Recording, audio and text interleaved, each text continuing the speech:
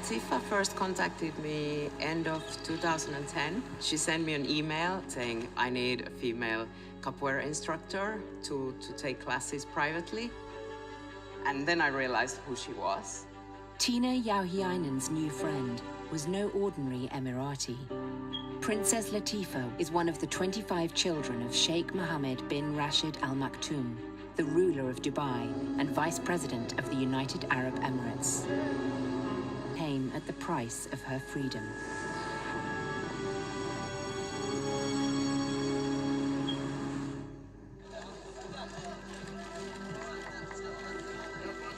Sheikh Mohammed tries to present himself as the enlightened, benevolent monarch. And indeed, to his credit, he has built a largely successful city. It is a place that attracts tourists. It attracts businesses where you can come and go to the beach and let loose. But behind that modern facade, there is no tolerance of dissent.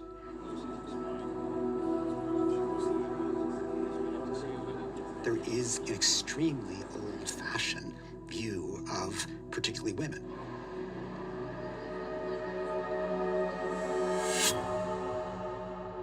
Hello, my name is Latifa Al Maktoum. I was born on December 5, 1980. In February 2018, Latifa recorded a video about her life and her plans to leave. So I'm not allowed to drive. I'm not allowed to travel or leave Dubai at all. I can't. I haven't left the country since 2000. I've been asking a lot just to go traveling, to study, to do anything normal. They don't let me. That's my life, basically. It's very restricted. I need to leave.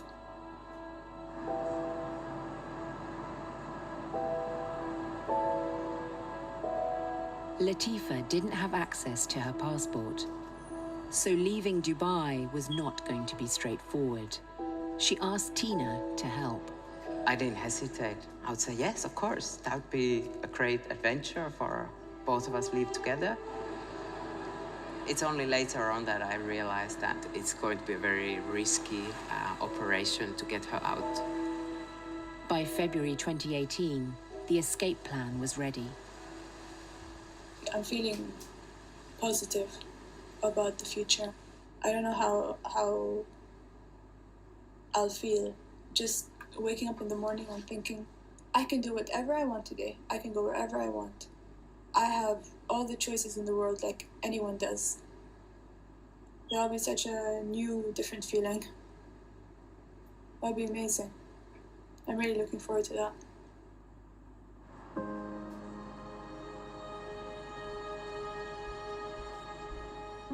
Latifa and Tiina managed to get out of Dubai and board a yacht. The plan was to cross the Indian Ocean, then fly to the United States, where she would try to claim political asylum.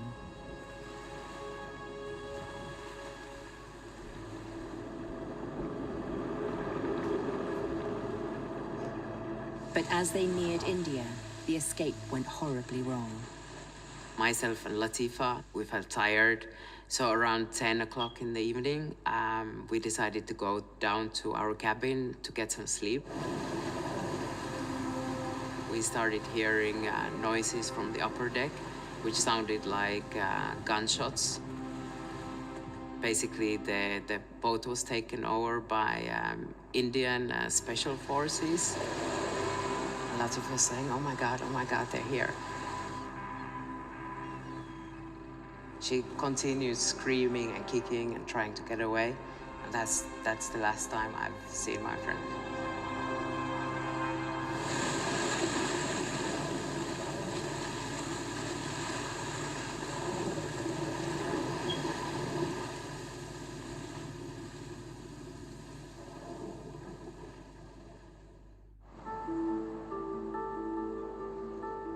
In London, Tiina began telling the world what had happened. I was taken to the front deck where I saw Latifa. She was lying on the floor and her hands were tied behind her back. And she was simply repeating, I'm seeking for political asylum, but they were not listening to her. So she was taken away, kicking and screaming. Tiina joined forces with David Haig, who himself had been imprisoned in Dubai. they formed a campaign group and took Latifa's case to the United Nations. They took the case, which we're very happy with, and since essentially April 2018, they've been investigating. We filed all the evidence, witness statements of Tiina, and everybody was there and saw what had happened. Bits of that get transmitted to the UAE, and they're supposed to respond.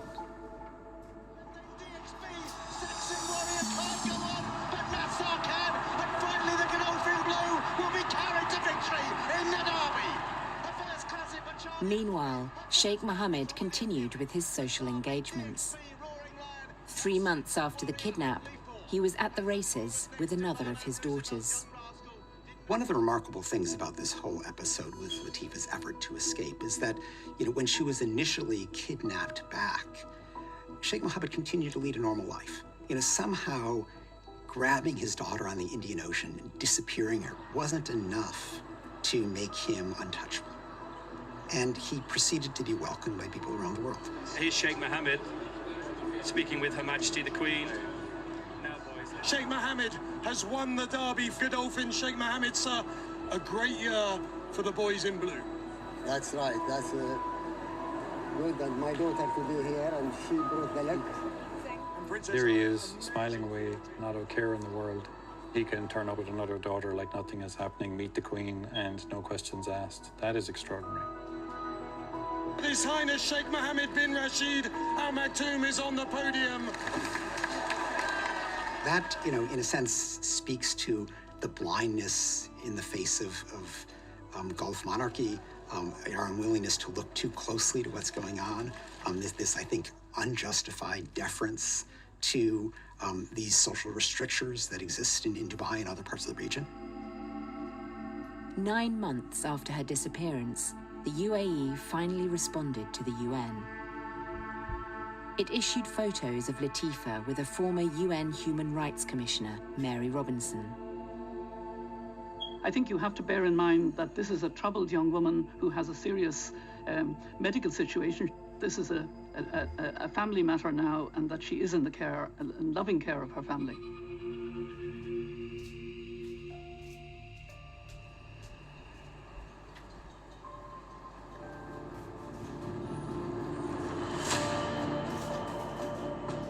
I was visiting my family in Finland when I remember getting a message.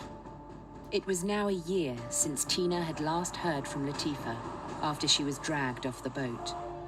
Then, a stranger got in touch, claiming to have a message from her. I understand that, Latifa was very, very scared and nervous about making this contact. So there were security questions, making 100% sure that it was me, such as me confirming her nickname, Capoeira nickname, and what she gave me as a birthday gift. Tiina called me and said, she'd had contact from someone and she thinks it's Latifa. Someone passed a message on, and of course I start with, no, it can't be true, it's a trap. But Tiina got a little bit cross with me and she was like, I know my friend. I know it's her. After some time, we decided it's time to take the next step, and we managed to get a phone to Latifa. Now, Tiina was in direct contact with Latifa.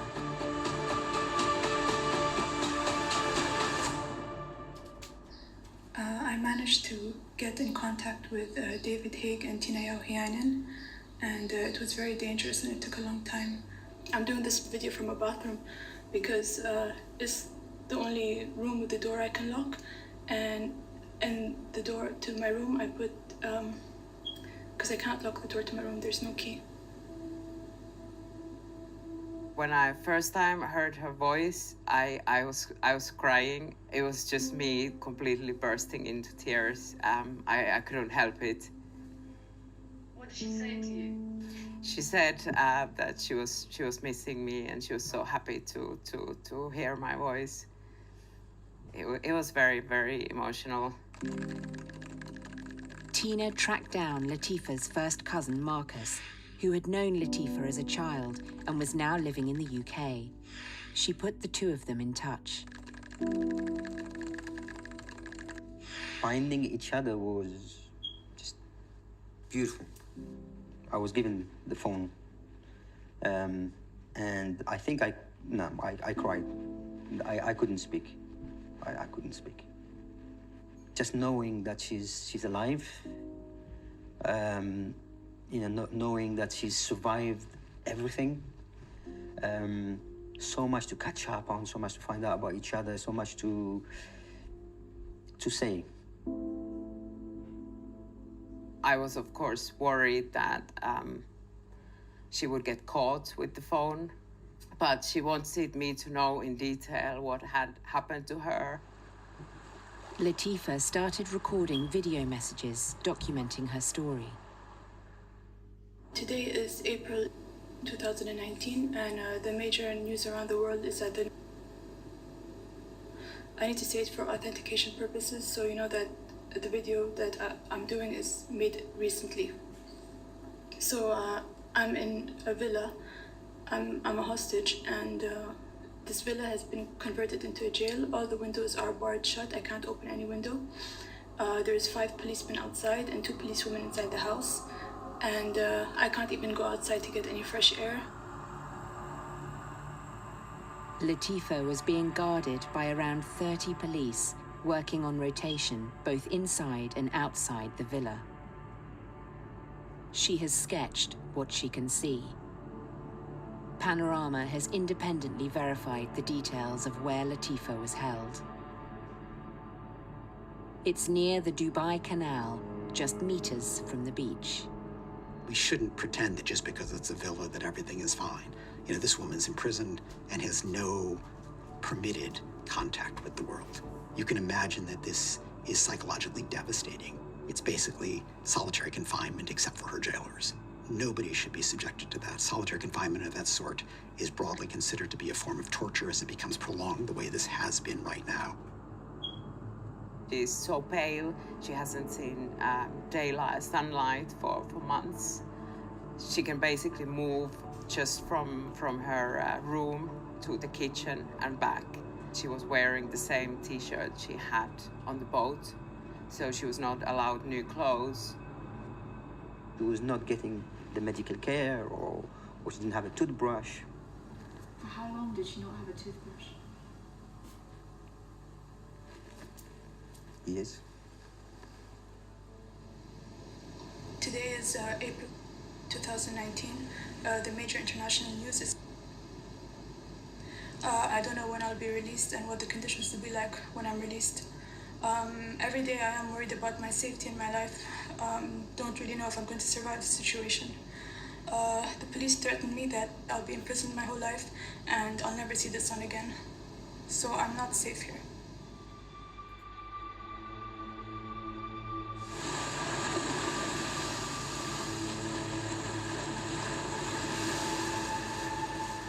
Now, for the first time, Latifa can reveal what happened to her that night on the boat.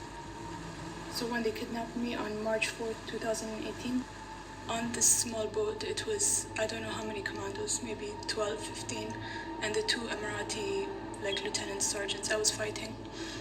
And this guy came with a small pouch, like a camouflage pouch, and he took out the needle and he injected me in my arm, and I was fighting. I was saying, don't do that, don't do that, don't do that. And I just assumed it was tranquilizers, but it didn't take any effect on me.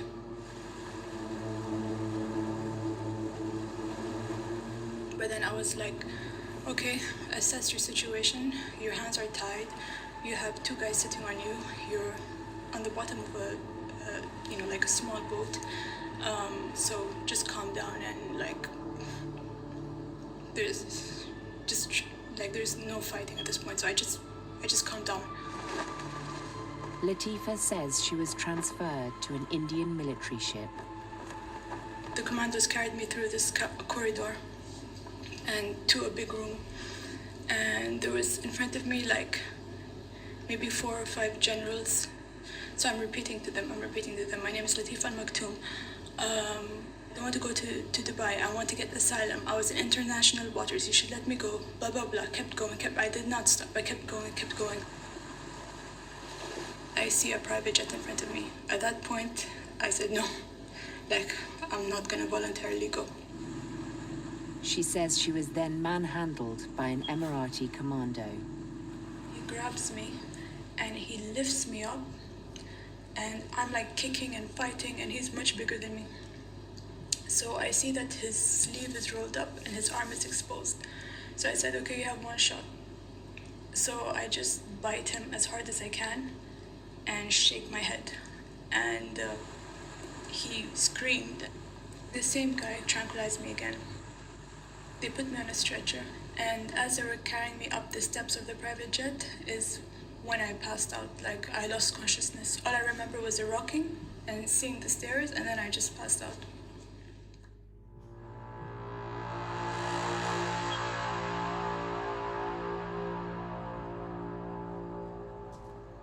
When I woke up, the private jet had already landed in Dubai. I just felt really sad at that point. I felt everything I was, working on for so many years to get my freedom was gone. I've been here ever since. I've been by myself, solitary confinement, no access to medical help, no trial, no charge, nothing.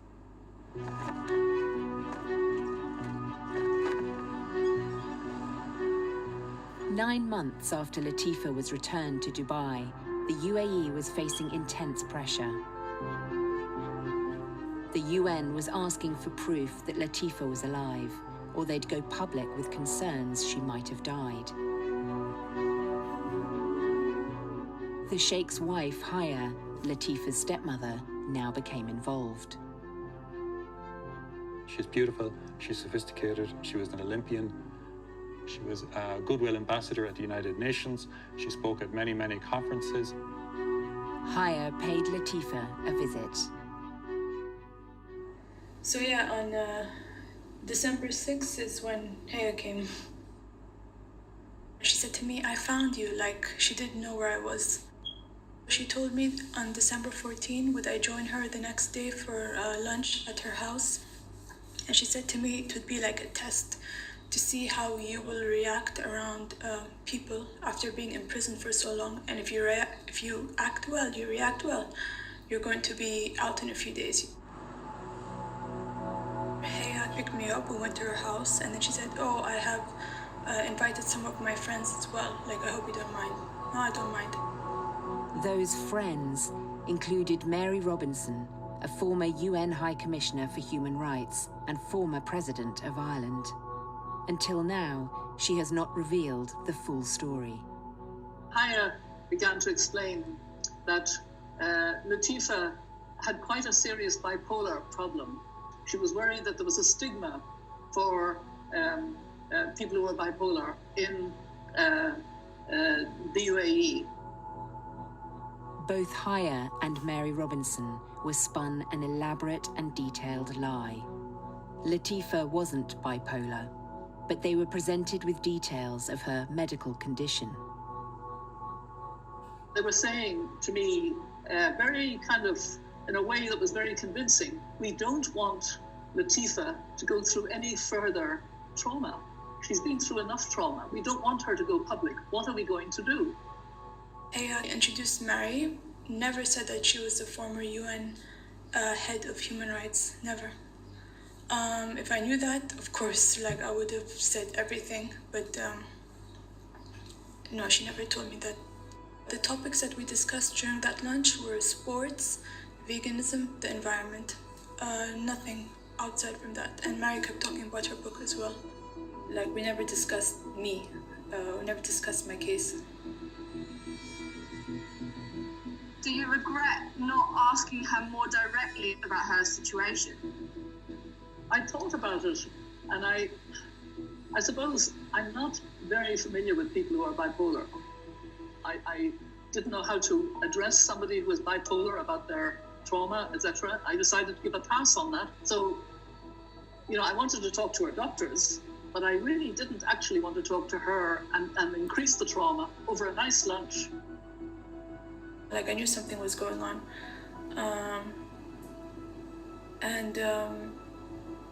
Yeah, we were eating and everything, and then Haya, she said to me, "Oh, this is such a nice lunch. I want to remember it. Will you all come into the living room to take a picture?" And I kept saying to her, "I don't really want to. Like, I was being polite. I wasn't saying in front of them, 'Hey, I'm a hostage.'" I was sitting between her and Mary, and I looked at the camera, and my face was like, like this, not smiling or anything. It was all a setup. It was like they tricked me. I was aware the photograph was being taken because it was going to be part of how we would prove life, how we would prove that she was alive. I then said to them, "Look, I can write to the UN High Commissioner for Human Rights, Michelle Bachelet, and attach those photographs as proof of life." So I wasn't against the photograph. It was to be a private photograph. But 9 days later, the UAE Foreign Ministry released the photos to the world. And I was particularly tricked when the photographs went public. Horribly tricked. I mean, that was a total surprise. I was absolutely stunned. A former UN High Commissioner for Human Rights had been tricked. Alone in the villa by the beach, nothing changed for Latifa. Then Haya dropped me off here, and I felt so bad, like going out from jail for a few hours and then coming back to this jailhouse. It was such a bad feeling. I was misled initially by my good friend, Princess Haya, because she was misled. And then, relatively shortly afterwards, I got a call from Haya saying, "Mary, I am in London. I have just come to London with my 2 children. I have come in the clothes we were in because I am so fearful. We were wrong. I have found out a lot." Well, the wife of Dubai's billionaire ruler has reportedly fled to London with her 2 children. She's currently in hiding in London, allegedly in fear for her life. Today is July 2019, and the major international news is that my stepmother is getting a divorce. Now, one of the Sheikh's wives had escaped, together with their 2 young children. But once again, it was business as usual for the Sheikh. He hosted prominent female leaders at a global women's forum. Today, we are here to celebrate all that women are achieving in economies throughout North Africa and the Middle East. We are incredibly grateful to be joined by His Highness Sheikh Mohammed. Your presence here means so much. Meanwhile, the Sheikh was working to have his 2 children returned to Dubai. He pursued Haya through the English courts. Now his suitability as a father was scrutinized in court, including his treatment of his other children. Extraordinary and damning allegations of abduction and intimidation. The judge ruled that the Sheikh had abducted and imprisoned Latifa and had not been open and honest with the court. It was a big breakthrough for all of us. I thought that would have been a great evidence for the UN to make a public statement, to pressurize the UAE more, or something that could have quickly led to her release. But Latifa was still held a prisoner. It's almost like, what do we need to get her free? It's sad. It's very, very sad. From her prison, Latifa followed the news, hoping her situation would change. The damning judgment didn't make any difference at all. I'm really reaching a point now where I'm just getting so tired of everything. It's like a circus. I don't want to be a hostage in this jail villa. I just want to be free. I don't know what they're planning to do with me. I really don't know. So the situation is getting more desperate every day, and I'm just really, really tired of this now. Over many months, Latifa recorded many videos and exchanged messages daily on her secret phone with Tiina, David, and Marcus. The phone meant a lot. It was a lifeline, and every day was a struggle for her. And you could hear that in her voice. I know she was tired. I know her health was not the best. If you hadn't have heard from Latifa for a period of time, you would worry. So you were always kind of living on tenterhooks. Then one day we'd pass some messages, and then it's not been received. Initially, I thought that maybe she had problems with her phone. There was a problem with the charger or perhaps the internet. We realized something has happened. She'd gone. And she was not coming back. The messages were no longer delivered. For several months, there has been no contact with Latifa. I was hoping that she would just reappear. I didn't want to believe it, but finally that I did. I felt that there were so many things that I should have said. There were so many things that left me with sadness. Like, what if I don't get to speak to her again? We are extremely worried about her well-being. If we assume that she was caught with the phone, her conditions now are probably a lot worse.